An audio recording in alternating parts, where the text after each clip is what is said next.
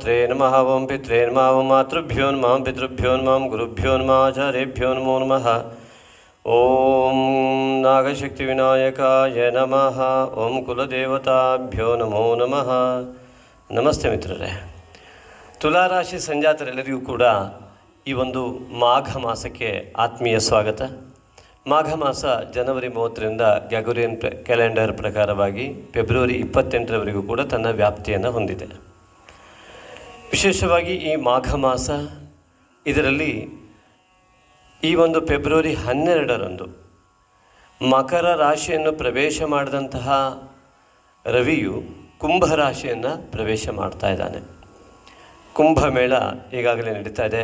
ಭಾರತದ ಅತ್ಯದ್ಭುತವಾದ ಸನಾತನ ಸಂಸ್ಕೃತಿಯ ಒಂದು ಕುಂಭಮೇಳ ಈ ಮಕರಕ್ಕೆ ರವಿ ಪ್ರವೇಶವಾದಾಗಿನಿಂದ ಮಕರ ಸಂಕ್ರಾಂತಿಯ ಒಂದು ಉತ್ತಮ ದಿನದಿಂದ ಆ ರವಿಯನ್ನು ಆಧರಿಸಿ ಪ್ರಾರಂಭವಾದ ಕುಂಭಮೇಳ ಕುಂಭಕ್ಕೆ ರವಿ ಪ್ರವೇಶವಾಗಿದ್ದರೂ ಇರುವಂಥದ್ದು ಅದೇ ಕುಂಭ ಮೇಳ. ಹಾಗಾಗಿ ಈ ಕುಂಭಮೇಳಕ್ಕೆ ಯಾರ್ಯಾರೆಲ್ಲ ಹೋಗಿದ್ರೋ ಅವರೆಲ್ಲ ಮಹಾಪುಣ್ಯವಂತರು, ಅದನ್ನು ನೋಡಿದಿರೋ ಅವರ ಮಹಾಪುಣ್ಯವಂತರು ಎನ್ನುವುದರಲ್ಲಿ ಯಾವ ಸಂದೇಹ ಇಲ್ಲ. ಮಿತ್ರರೇ, ಈ ಕುಂಭಮೇಳ ನಡೀತಾ ಇರತಕ್ಕಂತಹ ಈ ಒಂದು ಮಾಸದಲ್ಲಿ ತುಲಾರಾಶಿಯವರಿಗೆ ಏನು ಫಲ ಇದೆ ಅಂತ ನೋಡೋಣ. ವಿಶೇಷವಾಗಿ ತುಲಾರಾಶಿಯವರಿಗೆ ಅನೇಕ ವಿಧವಾದಂತಹ ಸಮಸ್ಯೆಗಳು ಹಿಂದೂ ಕೂಡ ಬಂದಿರುವುದು ಸ್ವಾಭಾವಿಕ. ಮಿತ್ರರೇ, ಮೊದಲೊಂದು ಮಾತನ್ನು ಹೇಳಿ ಪ್ರಾರಂಭಿಸ್ತೇನೆ. ರಾಶಿಯ ಒಂದು ಫಲ ಎನ್ನುವಂಥದ್ದು ನಿಮ್ಮ ಜಾತಕವನ್ನು ಆಧರಿಸಿ ಇರುವುದಿಲ್ಲ, ಕೇವಲ 5% ಅಂತ ಹೇಳ್ಬೋದು. ಹಾಗಾಗಿ ನಾವು ಹೇಳುವ ಫಲವು ನಿಮ್ಮ ಜಾತಕಗಳಿಗೆ ಎಷ್ಟೋ ಜನ ನಮಗೆ ಕಷ್ಟ ಹೋಗೋದಿಲ್ಲ, ತುಲಾರಾಶಿಯವರಿಗೆ ಹೀಗೆ, ನಮ್ಮ ತುಲಾರಾಶಿ ಈ ರೀತಿ ಅದೆಲ್ಲ ಕಮೆಂಟ್ ಮಾಡಿದವರಿದ್ದೀರ. ದಯವಿಟ್ಟು ಅದನ್ನು ಅರ್ಥ ಮಾಡಿಕೊಂಡು ನೀವು ಆ ಕೇವಲ ರಾಶಿಯಲ್ಲಿ ಹುಟ್ಟಿದ ಅಂದರೆ ತಕ್ಷಣವೇ ಎಲ್ಲ ಫಲಗಳು ಖಂಡಿತವಾಗಿ ಬರುವುದಿಲ್ಲ. ಪೂರ್ವ ಜನ್ಮದ ನಿಮ್ಮ ಪುಣ್ಯ ಫಲ ಪಾಪ ಫಲವನ್ನು ಜಾತಕದ ಮೂಲಕ ನಿರ್ಧರಿಸಿ ಈ ಜನ್ಮದ ಕುಟುಂಬದ ದೋಷಗಳನ್ನು ಪ್ರಶ್ನ ಮಾರ್ಗದ ಮೂಲಕ ಚಿಂತನೆ ಮಾಡಿ ನಂತರ ಈ ಜನ್ಮದಲ್ಲಿ ನಿಮ್ಮ ಪಾಪಕರ್ಮಗಳನ್ನು ಪುಣ್ಯಕರ್ಮಗಳನ್ನು ಪ್ರಶ್ನೆ ಮಾರ್ಗದ ಮೂಲಕ ಚಿಂತನೆ ಮಾಡಿ ನಿಮ್ಮ ಪರಿಸರ ಕಾಲ ದೇಶ ಭೇದಗಳಿಂದ ಉಂಟಾಗುವಂತಹ ವ್ಯವಸ್ಥೆಯನ್ನು ಗಮನಿಸಿದಾಗ ಮಾತ್ರ ನಿಮ್ಮ ಭವಿಷ್ಯತ್ತಿನ ಫಲ ಇರ್ಬೋದು, ಈಗಿನ ಫಲ ಇರ್ಬೋದು, ಈಗಿನ ಸಂಕಷ್ಟ ಇರ್ಬೋದು, ರೋಗ ರುಜಿನಾದಿಗಳಿರ್ಬೋದು, ಅದರ ಬಗ್ಗೆ ಹೇಳೋದಕ್ಕೆ ಸಾಧ್ಯ. ಒಂದೇ ನಕ್ಷತ್ರದವರು ಕೋಟಿಗಟ್ಟಲೆ ಇರುವಾಗ ಎಲ್ಲರಿಗೂ ಒಂದೇ ಫಲ ಬರೋದಕ್ಕೆ ಯಾವ ಕಾರಣಕ್ಕೂ ಸಾಧ್ಯವೇ ಇಲ್ಲ. ಹಾಗಾಗಿ ರಾಶಿ ಫಲ ನಾವು ಈ ಮುಂಚೆಯೂ ಕೂಡ ಈ ಒಂದು ವಿಡಿಯೋಗಳನ್ನು ಮಾಡುವ ಮುಂಚಿತವಾಗಿ ನಾವು ಸ್ಪಷ್ಟವಾಗಿ ಹೇಳಿದ್ದೇವೆ. ಸಾಮಾನ್ಯವಾಗಿ ಈ ಗೋಚಾರದಲ್ಲಿ ಆಗತಕ್ಕಂತಹ ಗ್ರಹಸ್ಥಿತಿಯ ಬದಲಾವಣೆಯಿಂದ ಏನೆಲ್ಲ ವ್ಯತ್ಯಾಸಗಳಾಗಬಹುದು ಅಂತ ಮಾತ್ರ ನಾವು ಹೇಳ್ತೇವೆ. ಹಾಗಾಗಿ ಈ ರಾಶಿ ಫಲವನ್ನು ಹೇಳುವಾಗ ಇದೇ ನಿಮ್ಮ ಸಂಪೂರ್ಣ ಫಲ ಎಂಬುದಾಗಿ ತಿಳ್ಕೊಳ್ಳುವ ಅಗತ್ಯ ಇಲ್ಲ. ಇದೇ ಒಳ್ಳೆಯ ಫಲಗಳನ್ನು ಮಾತ್ರ ನಾವು ಇಲ್ಲಿ ಸೂಚಿಸ್ತಾ ಇರ್ತೇವೆ. ಒಳ್ಳೆಯ ಫಲವೇ ನಿಮ್ಮದಾಗಲಿ ಎನ್ನುವ ಆಶಾಭಾವನೆಯಿಂದ ದೇವರಲ್ಲಿ ಪ್ರಾರ್ಥಿಸಿ ಖಂಡಿತವಾಗಿಯೂ ತುಲಾರಾಶಿಯವರಿಗೆ ಮಾಘ ಮಾಸ ಅತ್ಯುತ್ತಮವಾಗಲಿ ಅಂತ ಬಯಸ್ತಾ, ರಾಶಿಯ ಅಧಿಪತಿಯಾದಂತಹ ಶುಕ್ರನು ಮೀನ ರಾಶಿಯನ್ನು ಪ್ರವೇಶ ಮಾಡ್ತಾ ಇರುವುದರಿಂದ 6ನೇ ಮನೆಯನ್ನು ಪ್ರವೇಶ ಮಾಡಿ ಉಚ್ಚ ಸ್ಥಿತಿಯನ್ನು ಕೂಡ ಹೊಂದಿರುವುದರಿಂದಾಗಿ ಶುಕ್ರನಿಂದ ಅತ್ಯುತ್ತಮವಾದಂತಹ ಫಲ ಉಚ್ಚ ಸ್ಥಾನದಿಂದ ಬಂದರೂ ಕೂಡ ರಾಹುವಿನ ಯುತಿಯಿಂದ ಕೆಲವೊಂದಿಷ್ಟು ಆರ್ಥಿಕ ವಿಚಾರದಲ್ಲಿ ಶತ್ರುಗಳು ಕೂಡ ಉಂಟಾಗ್ಬೋದು. ದೈಹಿಕ ಅನಾರೋಗ್ಯಗಳು, ಅಲರ್ಜಿ ಇತ್ಯಾದಿಗಳು ಆಗ್ಬೋದು. ಕಾಲಿನ ಭಾಗದಲ್ಲಿ ಅನೇಕ ವಿಧವಾದಂತಹ ಅಲರ್ಜಿ ಕೆಲವರಿಗೆ ಆಗುವಂತಹ ಸಾಧ್ಯತೆಗಳು ಖಂಡಿತವಾಗಿ ಇದೆ. ಹಾಗಿದ್ದಲ್ಲಿ ಅಲ್ಲಿ ಆಯುರ್ವೇದದ ಔಷಧೋಪಚಾರದ ಅಗತ್ಯ ಖಂಡಿತವಾಗಿದೆ ಅಂತ ನಾವು ಹೇಳ್ತೇವೆ. ಹಾಗೂ ನೀರಿನ ಬಳಕೆಯಲ್ಲಿ ಉತ್ತಮ ನೀರನ್ನು ಮಾತ್ರ ಕುಡಿಯುವುದರಿಂದ ಆರೋಗ್ಯ ಸರಿಯಾಗ್ತದೆ. ಹಾಗೆ ಆರ್ಥಿಕ ಸ್ಥಿತಿ ಮತ್ತು ಯಾವುದೇ ರೀತಿ ಕೆಲವರಿಗೆ ಸಾಯಬೇಕೆನ್ನುವಂಥ ಥಾಟ್ಸ್ಗಳು ಬರುವಂಥದ್ದು ಇರ್ಬೋದು, ಅಥವಾ ಮಾನಸಿಕವಾಗಿ ಅತಿಯಾದ ಗೊಂದಲಗಳು ಸೃಷ್ಟಿಯಾದರೆ ದುರ್ಗಿಯ ಮತ್ತು ನಾಗನ ಪ್ರಾರ್ಥನೆಯನ್ನು ಮಾಡಿಕೊಳ್ಳುವುದು ತುಂಬ ಒಳ್ಳೆಯದು. ಅದು ದೈವ ಬಲವನ್ನು ಕೊಡ್ತದೆ. ಹಾಗೆಯೇ ಅನಾರೋಗ್ಯ ಆದರೂ ಕೂಡ ದುರ್ಗಿ ಮತ್ತು ನಾಗನ ಪ್ರಾರ್ಥನೆಯಿಂದಾಗಿ ನಿಮಗೆ ನೀವು ತೆಗೆದುಕೊಳ್ಳುವ ಔಷಧಿ ಸರಿಯಾದ ಫಲ ಕೊಡಬಲ್ಲದು. ಹಾಗಾಗಿ ಈ ಒಂದು ಮಾಘ ಮಾಸದಲ್ಲಿ ಮುಖ್ಯವಾಗಿ ಆರೋಗ್ಯದ ಕಡೆ ಗಮನ ಕೊಡಬೇಕು. ಹಾಗೆ ನಿಮ್ಮ ಸ್ವಭಾವದ ಕಡೆ ಕೂಡ ಗಮನ ಕೊಡಬೇಕಾದ ಅಗತ್ಯ ಇದೆ. ಅತಿಯಾದ ಚಂಚಲತೆ ಒಳ್ಳೆಯದಲ್ಲ. ಈ ಒಂದು ಮೀನರಾಶಿಯನ್ನು ಪ್ರವೇಶಿಸಿದ ಶುಕ್ರನಿಂದ ಆ ರಾಹುವಿನ ಯುತಿ ಹೊಂದಿದ್ದರಿಂದಾಗಿ ಅತ್ಯುತ್ತಮವಾದ ಲಾಭ ವ್ಯಾಪಾರದಲ್ಲಿ ಕಂಡು ಅದು ಸಿಗದೇ ಇರುವಂಥ ಸ್ಥಿತಿಗಳು ಬರಬಹುದು. ಆದ್ದರಿಂದಾಗಿ ಅದು ಆಗದೇ ಇರುವ ಹಾಗೆ ನಾಗನ ಪ್ರಾರ್ಥನೆ, ದುರ್ಗೆಯ ಪ್ರಾರ್ಥನೆ ನಿಮಗೆ ಅಗತ್ಯ ಇದೆ. ಅಥವಾ ನಿಮ್ಮ ಕುಲದೇವರ ದೇವಿಯಾಗಿದ್ದರೆ ಆ ದೇವಿಯ ಪ್ರಾರ್ಥನೆ ಅಗತ್ಯ ಇದೆ. ಕುಲದೇವರ ಪ್ರಾರ್ಥನೆ ಇಲ್ಲದೆ ಯಾವುದೇ ಕಾರಣಕ್ಕೂ ಕೂಡ ಬೇರೆಯ ದೇವರ ಪ್ರಾರ್ಥನೆ ಸಫಲವಾಗುವುದಿಲ್ಲ. ಹಾಗಾಗಿ ಕುಲದೇವರ ಪ್ರಾರ್ಥನೆ ಅಗತ್ಯ. ಕುಲದೇವರ ಪ್ರಾರ್ಥನೆಯ ಫಲ ಸಿಗಬೇಕು ಅಂದರೆ ತಾಯಿ ತಂದೆ ಗುರು ಗಣಪತಿಯನ್ನು ನಮಸ್ಕರಿಸಿ ಪ್ರಾರ್ಥಿಸಿ. ಆಗ ನಿತ್ಯ ತಾಯಿ ತಂದೆಯ ನಮಸ್ಕಾರ ಮಾಡಿದಾಗ ಈ ಒಂದು ಉತ್ತಮ ಫಲವನ್ನು ಪಡೆಯೋದಕ್ಕೆ ನಿಮಗೆ ಸಾಧ್ಯ ಇದೆ.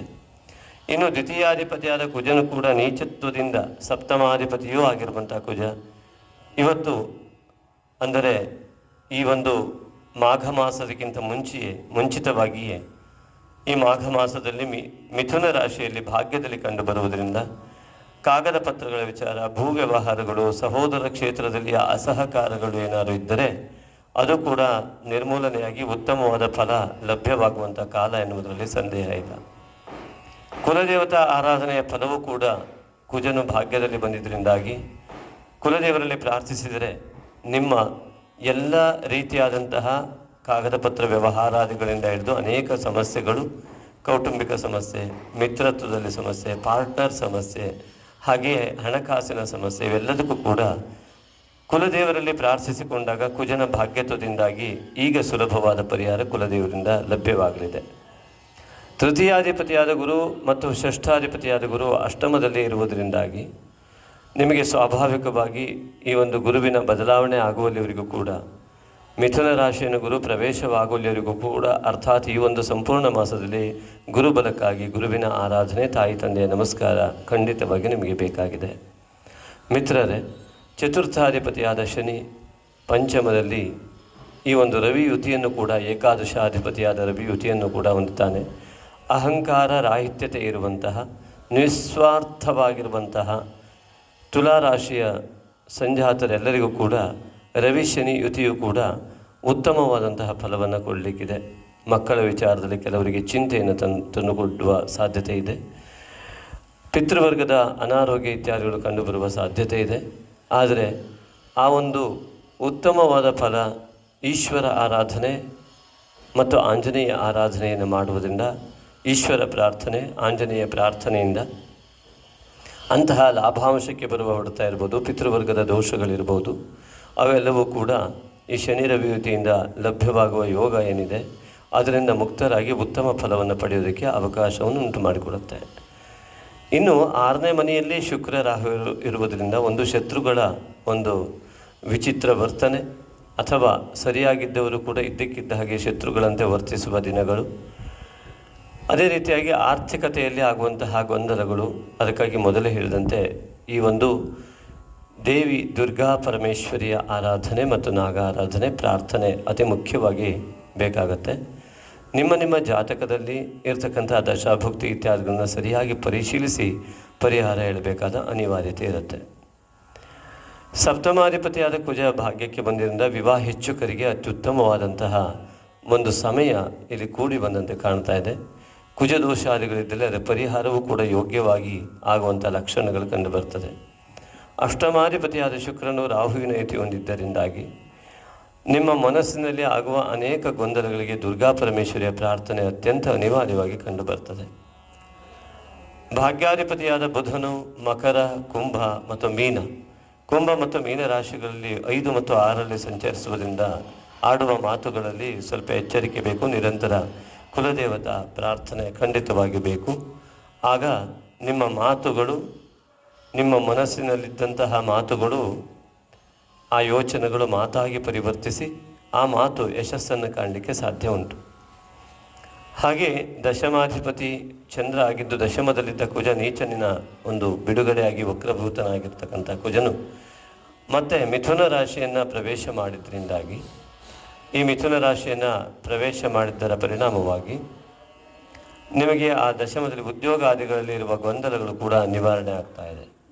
ಆಗುವಂತಹ ಸುಸಂದರ್ಭ ಅನ್ನೋದರಲ್ಲಿ ಯಾವ ಸಂದೇಹ ಇಲ್ಲ. ಇದನ್ನು ಮೀರಿ ಏನಾದರೂ ನಡೀತಾ ಇದ್ದರೆ ಅದು ಖಂಡಿತವಾಗಿ ನಿಮ್ಮ ಜಾತಕದಲ್ಲಿರುವ ಮತ್ತು ಇನ್ನಾವುದಾದರೂ ದೋಷಗಳಿಂದ ಉಂಟಾಗುವ ಲಕ್ಷಣ. ಏಕಾದಶಾಧಿಪತಿಯಾದಂತಹ ರವಿ ಚತುರ್ಥ ಮತ್ತು ಪಂಚಮದಲ್ಲಿ ಸಂಚರಿಸ್ತಾ ಇರುವುದರಿಂದಾಗಿ ಮಕರ ಮತ್ತು ಕುಂಭರಾಶಿಗಳಲ್ಲಿ ಉತ್ತರಾಯಣ ಪುಣ್ಯಕಾಲದ ಒಂದು ದಿವ್ಯವಾದಂತಹ ಫಲವನ್ನು ನೀಡ್ತಾ ಇರ್ತಕ್ಕಂತಹ ರವಿಯಿಂದ ಉಂಟಾಗುವ ಲಾಭಾಂಶದಲ್ಲಿ ತೊಂದರೆ ಆದಂತೆ ಭಾಸವಾದರೂ ಈಶ್ವರ ಆರಾಧನೆಯಿಂದ ಆ ಒಂದು ಲಾಭ ಉತ್ತಮವಾಗಿ ಲಭಿಸುತ್ತದೆ. ಹಾಗಾಗಿ ಈಶ್ವರನ ಆರಾಧನೆ, ಓಂ ನಮಃ ಶಿವಾಯ ಜಪ ಇತ್ಯಾದಿಗಳು ಈ ಒಂದು ಮಕರ ಕುಂಭ ಪ್ರವೇಶನಾದಂತಹ ರವಿಯಿಂದ ಈಶ್ವರ ಆರಾಧನೆ ಅತ್ಯುತ್ತಮವಾದ ಫಲವನ್ನು ನೀಡುತ್ತದೆ. ಈಗಾಗಲೇ ಕುಂಭ ರಾಶಿಯನ್ನು ಕೂಡ 12 ಫೆಬ್ರವರಿಯಂದು ಪ್ರವೇಶಿಸುವಂತಹ ಈ ಒಂದು ರವಿಯ ಚಲನೆಯಿಂದಾಗಿ ಕುಂಭಮೇಳದ ನಡೀತಾ ಇರುವಂತಹ ಒಂದು ಅದ್ಭುತವಾದಂಥ ಅಮೃತ ಕಾಲ. ಆ ಒಂದು ಅಮೃತ ಫಲವನ್ನು ಕೂಡ ನೀವು ಪಡೆಯೋದಕ್ಕೆ ತುಲಾರಾಶಿಯವರಿಗೆ ಸಾಧ್ಯ ಇದೆ. ಏಕಾದಶಾಧಿಪತಿಯಾಗಿ ರವಿ ಇರುವುದರಿಂದಾಗಿ ಪಿತೃವರ್ಗದ ಆಶೀರ್ವಾದ, ಕುಲದೇವತಾ ಆರಾಧನೆ ಫಲ ಎಲ್ಲವೂ ಕೂಡ ಸೇರಿ ಬರುವಂತಹ ಅದ್ಭುತವಾದಂತಹ ಮಾಘ ಮಾಸ ಇದು. ಹಾಗಾಗಿ ಆ ಈಶ್ವರ ಆರಾಧನೆ ಖಂಡಿತವಾಗಿಯೂ ನಿಮ್ಮ ರವಿಯಿಂದುಂಟಾಗುವ ದೋಷವನ್ನು ನಿವಾರಣೆ ಮಾಡುತ್ತೆ. ಇನ್ನುವೇ ಅಧಿಪತಿಯಾಗಿ ಬುಧನು 3 ರಾಶಿಗಳನ್ನು ಸಂಚರಿಸ್ತಾ ಮಾತುಗಳನ್ನು ಆಡುವಾಗ ಎಚ್ಚರದಿಂದ ಮಾತನಾಡಿ, ಅದರಿಂದಾಗಿ ಯಾವ ವ್ಯಕ್ತಿಗಳನ್ನು ಕಳೆದುಕೊಳ್ಳುವ ರೀತಿಯಲ್ಲಿ ಮಾತನಾಡದೆ ನಿಮ್ಮ ಮಾತುಗಳು ಜ್ಞಾನಯುಕ್ತವಾಗಿ ಸಂಸ್ಕಾರಯುಕ್ತವಾಗಿದ್ದಾಗ ಖಂಡಿತವಾಗಿಯೂ ಎಲ್ಲ ರೀತಿಯಾದ ಉತ್ತಮವಾದ ಫಲ ಬುಧನಿಂದಲೂ ಕೂಡ ತಮಗೆ ಲಭ್ಯವಾಗುತ್ತೆ. ಅಂತಹ ಈ ಒಂದು ಶುಭ ಮಾಘ ಮಾಸ ಎಲ್ಲರಿಗೂ ಕೂಡ ಅತ್ಯುತ್ತಮವಾದಂತಹ ಫಲವನ್ನು ನೀಡಲಿ. ಹಾಗೂ ತುಲಾರಾಶಿಯವರು ಕೆಲವರು ತಮಗೆ ಕಷ್ಟವೇ ಮುಗಿಯುವುದಿಲ್ಲ ಅಂತ ಹೇಳ್ತಾರೆ. ಕಷ್ಟವೇ ಮುಗಿಯುವುದಿರೋದಕ್ಕೆ ಕಾರಣಗಳಿದೆ. ಒಂದು, ಕಷ್ಟ ಆಗುವುದು ಮನಸ್ಸಿಗೆ ಮಾತ್ರ. ಆ ಮನಸ್ಸನ್ನು ಶಾಂತವಾಗಿಟ್ಟುಕೊಳ್ಳುವ ರೀತಿ ಇಲ್ಲದೇ ಇರುವಾಗ ಪಾಪಾಂಶವನ್ನು ಸಿಟ್ಟು, ಅಳು, ಬೇಸರಗಳ ಮೂಲಕವಾಗಿ ತೋರಿಸ್ತಾ ಇನ್ನಷ್ಟು ಪಾಪಗಳನ್ನು ಎಳೆದುಕೊಂಡು ಬಂದು ಮತ್ತೆ ಅದೇ ಪಾಪವನ್ನು ಅನುಭವಿಸ್ತಾ ಇರುವಂಥದ್ದು.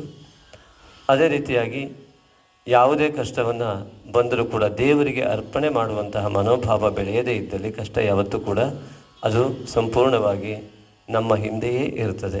ಹಾಗಾಗಿ ದೇವರನ್ನು ನಂಬಿ ದೇವರಲ್ಲಿ ಸಮರ್ಪಣೆ ಮಾಡಿ ಮನಸ್ಸು ನಿರಾಳವಾಗ್ತದೆ. ಅದೇ ರೀತಿಯಾಗಿ ಯಾವುದೇ ರೀತಿಯಾದ ಕಷ್ಟಗಳು ತೊಲಗಬೇಕು ಅಂತಾದರೆ ನಮ್ಮ ಮನಸ್ಸಿನ ಶುದ್ಧತೆಯೇ ಅತಿ ಮುಖ್ಯವಾಗಿರ್ತದೆ. ಹಾಗಾಗಿ ಅದಕ್ಕಾಗಿ ತಮ್ಮ ಪ್ರಯತ್ನ ನಿರಂತರವಾಗಿರಲಿ.